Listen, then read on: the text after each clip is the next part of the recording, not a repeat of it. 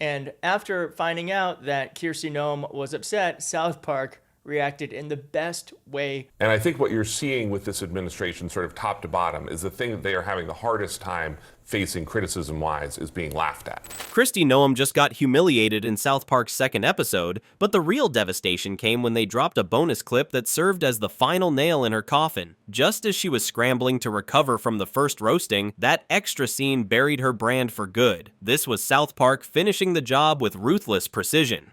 They actually released this bonus clip on Twitter last night, poking fun at DHS Secretary Kristi Noem. South Park nuked the entire image of Kristi Noem in one night. It started with a bonus clip they dropped on Twitter. Not even part of the regular episode, just extra content. She and ICE used the show as a recruitment push on social media, but it was fun until it wasn't. But the second it hit social media, it went everywhere and suddenly everyone was talking about Kristi Noem for all the wrong reasons. What should have been a throwaway gag turned into a career demolition job. And the worst part? She helped fuel the fire with her own reaction. In one night, her carefully built, tough cowgirl persona got flipped into a global punchline. South Park is something that has been fun and making fun of people for I don't know how many years, 20 years. And here's why it hit so hard. South Park didn't invent a scandal out of nowhere. They went right back to the ugliest chapter of her career, the story she admitted herself in her memoir. Kristi Noem proudly wrote about shooting her pet because she claimed it was untrainable. That's not tough leadership, that's political suicide wrapped in cowboy boots. Equal opportunity offenders and always. The brilliance and the brutality of the bonus clip is how it was packaged. It wasn't filler. It wasn't just a random side joke. It was a precision strike. Trey Parker and Matt Stone know exactly how to land a punchline that leaves a scar, and they went for the jugular. Ooh, your Botox, Miss Noem? Oh yeah, fix me up, fix me up. Another day doing what's tough. One of the standout gags showed Noem's face melting, Botox dripping off like goo until it literally slid away. That wasn't subtle. It was grotesque, unforgettable, and viral gold. That's the genius of South Park. They don't just make you laugh. They design moments that are built to trend, to get clipped, shared, and memed until the target has no chance to recover. It's so lazy to just constantly make fun of women for how they look. Only the liberals and the extremists do that. If they wanted to criticize my job, go ahead and do that, but clearly they can't. They just pick something petty like that. Now here's where Kristi Noem made her biggest mistake. Instead of brushing it off or laughing along, she took the bait. She went public, calling the whole thing lazy and petty. And the second she did that, she told the world, yeah, that one stung. Politicians deal with criticism every single day. They know how to spin bad headlines or dodge tough questions. But laughter? You can't spin that. And nothing screams "I'm rattled" louder than whining about a cartoon. Her choice to lash out didn't make the story go away. It gave it more oxygen. Headlines multiplied, late-night shows picked it up, memes doubled in speed. By the time she was finished scolding South Park, she had turned a one-minute gag into a full-blown news cycle. Obviously, one Trump applauded and has now said that was so great, get rid of all these other late-night hosts on other networks. They eliminated the DEI programs. And here's the part that makes it even more brutal. South Park thrives on outrage. They've been doing this for nearly 3 decades. Every time a politician lashes out, it only makes the joke stronger. Kristi Noem didn't hurt South Park with her angry response. She boosted them. South Park is funny, and so I think they won't have a problem supporting them. Right. And it, as he said, #1 show on streaming. I mean, it'd be pretty hard to find an excuse to get rid of that one, even if you were looking for it. But that merger did just close today, right? And it's gotten...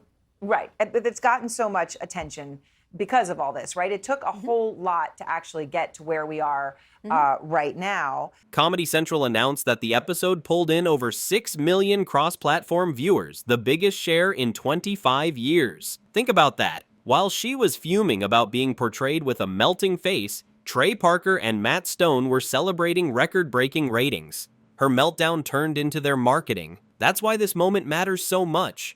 It wasn't just another parody, it was a public demolition job, and Kristi Noem walked right into it. South Park didn't just make fun of her, they exposed her. DHS hag Kristi Noem, who is terrorizing immigrant communities, is a little upset that South Park had the gall to make fun of her appearance. So here's where Kristi Noem tried to flip the script and ended up digging herself a deeper hole. After the bonus clip went viral, instead of laughing it off or even ignoring it, She pulled out the sexism card. She claimed South Park wasn't really mocking her politics, they were just taking shots at her looks because she's a woman. And on the surface, maybe she thought that angle would get her sympathy.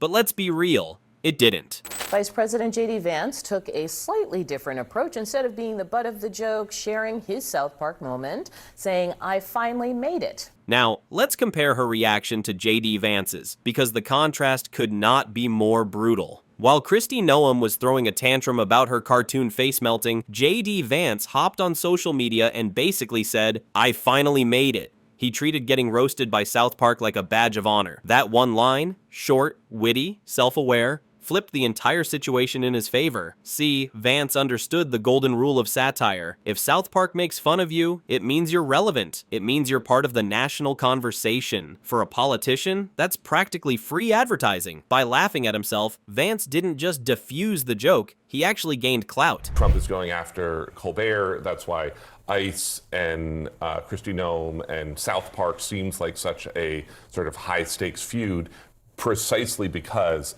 they hate. And here's the real lesson. When South Park puts you in the spotlight, you only have two options: laugh with the joke or become the punchline. J.D. Vance laughed and he came out ahead. Kristi Noem melted down, literally and figuratively. And now she's stuck with the reputation of the politician who couldn't handle a cartoon. Pick something petty like that. And you know what fueled it? Outrage. Every single time Kristi Noem went on TV or gave an interview whining about South Park, it sent more people straight to the episode. Every angry headline, every defensive statement, every lazy and petty soundbite she dropped, it all worked as free advertising. Obviously, one Trump applauded and has now said that was so great, get rid of all these other late night hosts on other networks. They eliminated the DEI programs. That's the harsh reality of taking on South Park. You can't win by fighting back. You can't shame them into stopping. The harder you push, the funnier you look and the bigger they get. Kristi Noem didn't just lose control of the narrative, she handed it over to them on a silver platter. So let's break it down. She tried to play the sexism card. It backfired. She picked a fight with a cartoon. She lost. Meanwhile, J.D. Vance got the same treatment, laughed it off, and walked away looking smarter. And while all this drama unfolded, South Park pulled the biggest ratings they've had in a quarter century. That's not just humiliation. That's total domination. I actually was a little surprised that was her reaction, because she's tough. I mean, she's taken criticism forever, and I don't actually look at it as a woman issue. I just look at it as they're just making fun of everybody. I mean, here's the part that makes this whole saga even funnier. Homeland Security once actually tried to use South Park for clout. No joke. Back when Kristi Noem was in her tough law and order mode, ICE was running recruitment ads online using South Park memes. The thinking was simple. Slap some edgy cartoon humor on a poster and suddenly young people would be lining up to join. They thought riding South Park's vibe would make them look cool and relatable. And I think what you're seeing with this administration, sort of top to bottom, is the thing that they are having the hardest time facing criticism-wise is being laughed at. Fast forward, and now that same show has turned their leader into a walking punchline. The very cartoon they once tried to weaponize for PR is now the one roasting their secretary into oblivion. That's not just irony, that's brutal karma. What started as a recruitment gimmick ended up as a PR nightmare. They want to be called evil.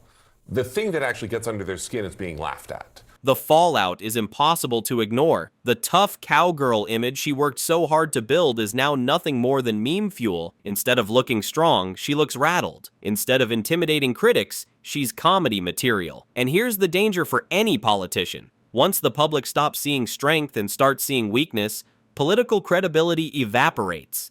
Kristi Noem didn't just lose a fight with South Park. She lost her brand. So here's the million-dollar question. Who's next? Because if history tells us anything, South Park doesn't play favorites. They've shredded politicians from the left, the right, and everyone awkwardly stuck in the middle. Kristi Noem just happens to be the latest victim, and if one bonus clip was enough to reduce a Homeland Security secretary into meme fuel, imagine what's coming when they aim at their next target. We're terribly sorry. That's the beauty of South Park. Nobody's safe. Presidents, senators, CEOs, billionaires. If you're powerful and a little too full of yourself, Trey Parker and Matt Stone already have you in their sights. Hit that subscribe button now, because by the time the next South Park takedown drops, you'll want to be the first one laughing.